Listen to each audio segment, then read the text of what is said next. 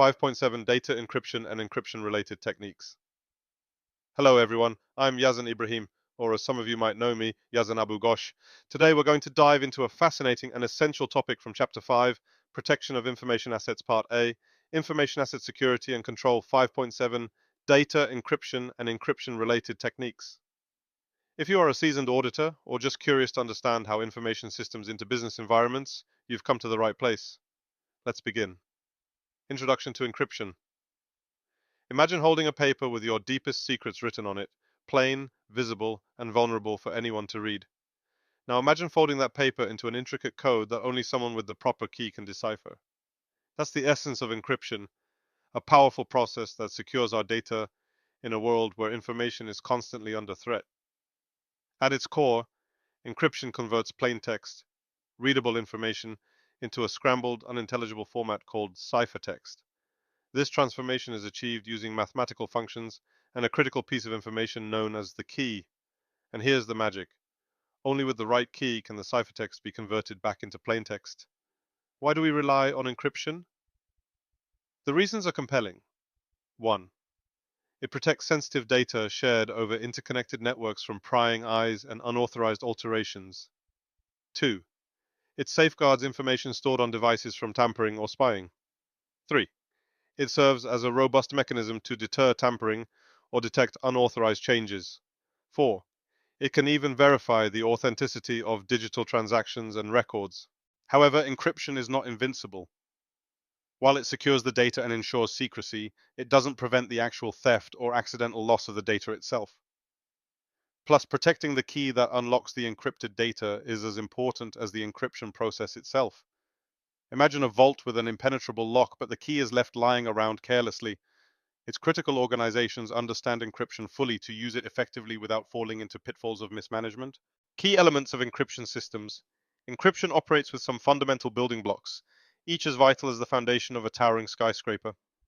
Let's delve deeper into these elements, one by one. The encryption algorithm. This is the engine that drives the process. A sophisticated mathematical function takes plain text, mixes it through a complex process, and produces the ciphertext. It effectively transforms a readable message into a secretive one and can reverse the process.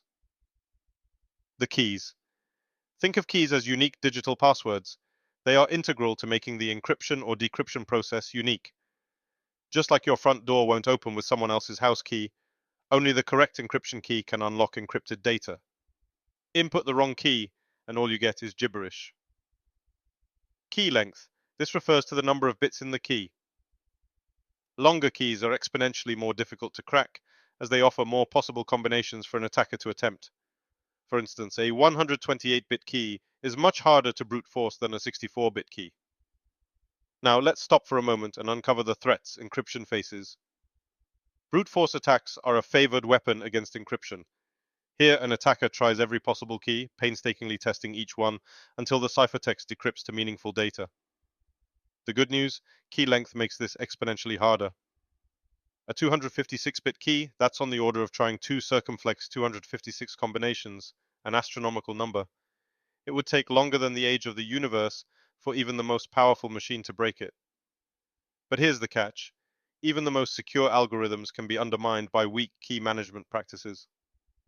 Imagine writing down your secret password and leaving it by your bedside. That's essentially what bad key practices do. Randomness plays a significant role here. Keys generated from weak passwords, common phrases, or predictable patterns are like handing an attacker a shortcut to cracking your secrets. Encryption types, symmetric versus asymmetric encryption comes in two distinct flavors, symmetric and asymmetric. Each has its own quirks, advantages, and ideal uses. Symmetric encryption. Imagine if one key could both lock and unlock a door. That's what symmetric encryption is all about. The same secret key is used for both encrypting and decrypting data. But there's a drawback. It requires secure sharing of the key itself. If that key falls into the wrong hands during transmission, you're in trouble. Thus, symmetric encryption shines best when parties can share a key via secure alternative channels. Symmetric encryption is no stranger to history. The once famous Data Encryption Standard, DES, developed in the 1970s, laid the foundation for encryption systems. But as computers grew more powerful, DES's 56-bit key length became easy prey to brute force attacks. Its successor, Triple DS, 3Ds, threefold improved security. And today, Advanced Encryption Standard AES reigns supreme, supporting key lengths of up to 256 bits. Need speed and processing efficiency for encrypting large amounts of data? Symmetric encryption is your friend. Asymmetric encryption, public key cryptography. Now let's consider another system. Instead of one secret key, what if you had a key pair? One, a locking public key shared with everyone, the other, a private key used to open the lock that only you hold. This is the basis of asymmetric cryptography, also called public key encryption. This method was born to solve a major problem of symmetric encryption key sharing.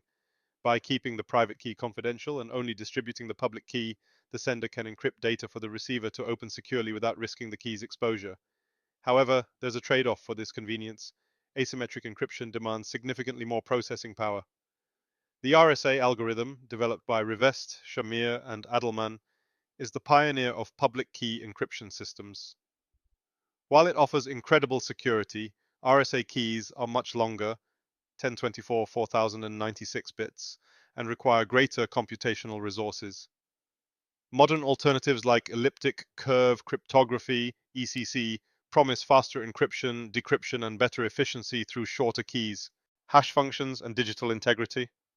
While encryption scrambles data into ciphertext, hash functions work a little differently. They shrink any input data, no matter how long, into a fixed length fingerprint or digest. But what makes hash functions special is their ability to detect even the tiniest change in the original data. Alter just one character of a message, and the resulting hash will look radically different. A good hash function must be one way, meaning it's practically impossible for hackers to reverse engineer the original data from the hash. Algorithms like the now obsolete MD5 and SHA-1 once ruled the domain, but with modern threats, SHA-2 and SHA-3 are becoming the gold standards, boasting higher security and larger digest lengths. And here's where things get incredibly useful.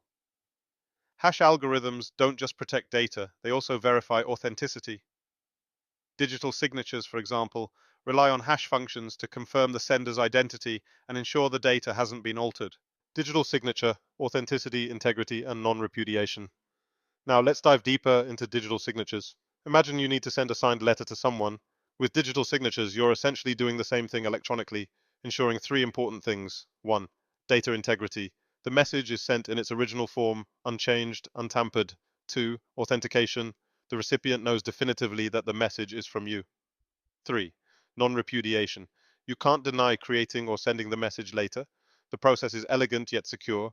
First, the sender's data is hashed and the resulting digest is encrypted using their private key, creating the digital signature.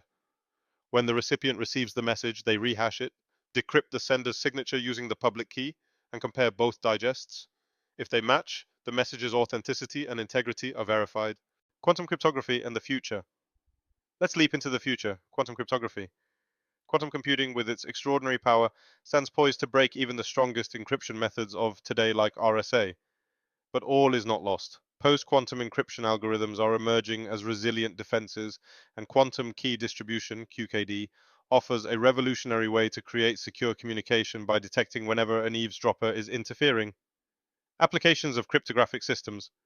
Finally, encryption shines in the real world through applications like TLS, Transport Layer Security, which protects web browsers, and HTTPS, the secure foundation of e-commerce. From secure email protocols like SMIME to virtual private networks, VPNs, and beyond, encryption is empowering a connected world while safeguarding privacy and trust.